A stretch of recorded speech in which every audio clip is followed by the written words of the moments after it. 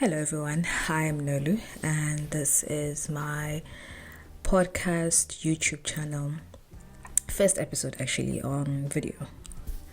I do have the podcast, of course, available on Apple Podcasts and Google Podcasts, as well as on Spotify. Today, I just wanted to talk about a topic that has been in my mind throughout last week. I remember recently the stats of unemployment in South Africa, they've gone down, which we could say they are good news. However, we know how this has a great impact on our lives as the youth of South Africa. I don't know anyone who has never faced a period of unemployment, whether it was a short, long, mid, whatever you call it. I'd say we all go through it, and it's something which is quite discouraging, especially that we are those who are coming from the generation that was told to go to school because school will liberate you, especially financially. School will liberate you mentally. School will really give you so many opportunities.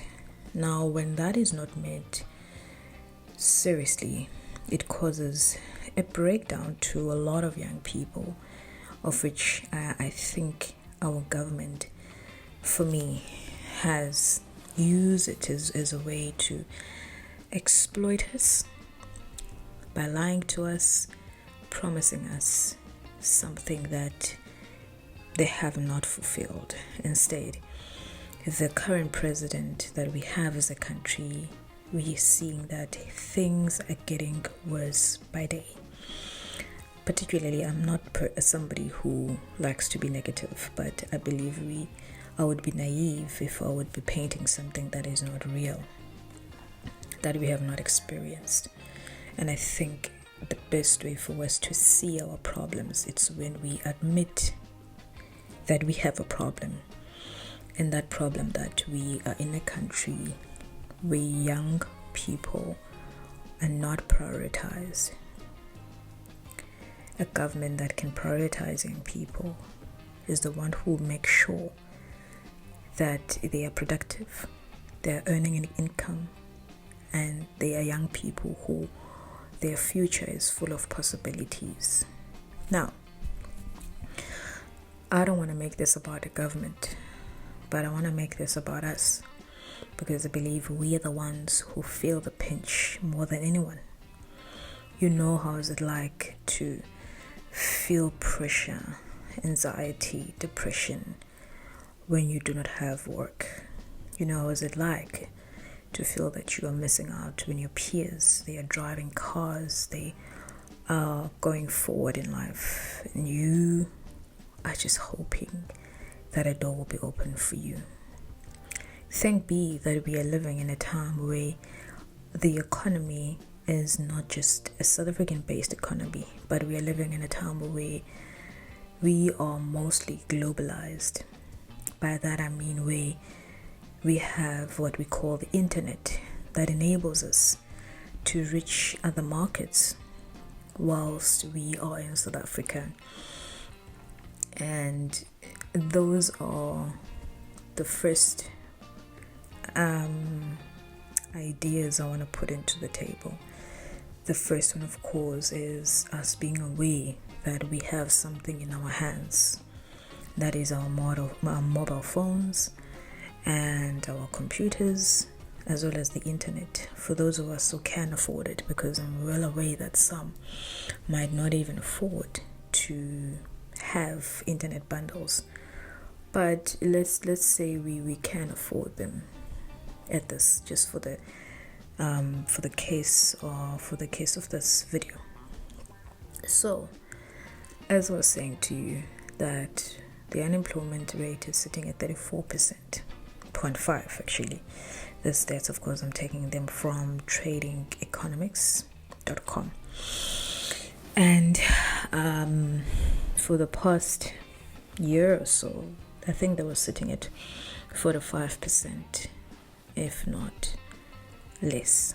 I stand to be corrected, and this is at the recording of this video. So that on its own, and if I'm not mistaken, 70% from that number, or from that percentage, it's young people. I think it starts from the age of 15 up until 35. Again, I stand to be corrected. So that tells us truly we are a ticking time bomb. But guys, I want us to start removing our eyes from what we see, what we are told, what we hear, especially from the mainstream media, when they try to discourage our spirit by making us to be a stats. It's okay, there's nothing wrong to be a stats or to be part of a stats. Everybody is part of a particular stats. But what's important is, what do we do to empower ourselves? What do we do to make sure that our tomorrow is better than our yesterday? And that's what I say, that let us first recognize that we have tools in our disposal, which are the internet, the mobile phones, the laptops, and those tools, we need to start using them to better our lives. This, I say, as somebody who's gone through the process and the stage of being unemployed, and I'm running my own business now, and which showed me very clear that in this country you need to have a skill that you can use to first bring food on the table for you. I know one might think that every skill can do that. You need to bring food on the table for you, even when the formal employment industry has not employed you. Hence, you need to be creative by using your skill. Take, for instance, let's say you are a civil engineer. Most of the time, civil engineers, they are people who are promised to work in big construction firms. And let's say that doesn't happen. Then what do you do with that paper? Do you just keep waiting? Or you find creative ways to have or to gather experience? And there are many ways that you can do that. You start with what you can do with your hands. What solutions can you bring to your community? You know the needs of your community. What can you offer them? And what can you make sure that you excel in? Whilst you're offering that solution, do not take it lightly and think that no, the formal employment industries will not need that. They will. A sound person who employs people will see that you are not somebody who is just sitting and waiting for manna to fall from heaven, but you are somebody who is working and making sure that your skills are in good use.